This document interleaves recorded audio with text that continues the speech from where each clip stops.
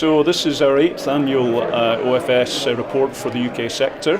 Regrettably, I guess, we're still in a downward trend with the figures. So the 2017 figures show that the turnover in the sector in the UK declined by 9% in the year. But I think more worryingly and possibly surprising to me is we saw a margin reduction of 25%. So the average margin for the sector has gone down from 8% to 6%. So of course the key question is, if we fast forward to today, is that still the position that some of these oilfield service companies are in or not?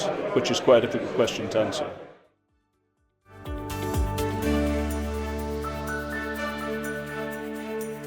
I think we see little evidence in the UK at the moment of there being a passing on of the recovery that the upstream companies have experienced. I don't think that's unusual. You would expect there to be a time lag. I mean, it's the kind of old adage that when things get difficult, you feel the impact immediately. When things start to pick up, there's a lag.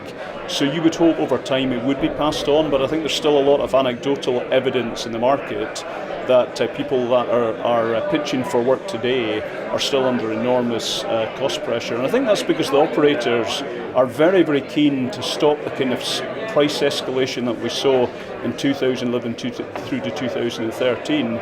But of course, they also have to realise that if they turn the screw in the supply chain too much, they will not have the choice in the market and the competition that they desire, and ultimately prices will get out of control. So it's a very fine balance.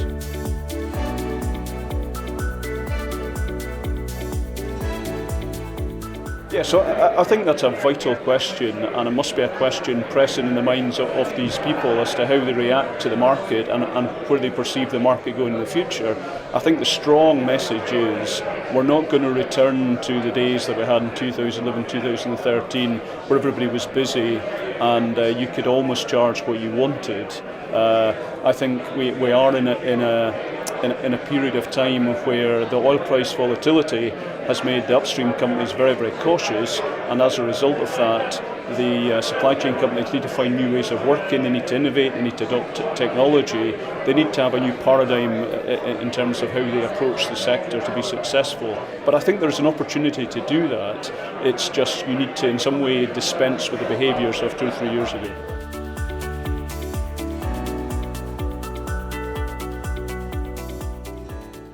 So I think if you look at the global picture, the outlook is quite positive, but it is not even throughout the globe. So if you look at North America, for instance, the expectation is of a flat market in 2019.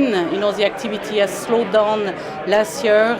Fracking has slowed down. There are lots of bottlenecks in the industry, so we don't expect North America to be a strong market in 2019. Middle East, Asia are, if you want, the hotspots for the next year or so. NOCs and independents have underinvested over the past few years, and now there are a lot of projects which are starting to come to market, to be FID'd and to start being developed. And therefore we expect here quite a lot of activity, especially in the Middle East.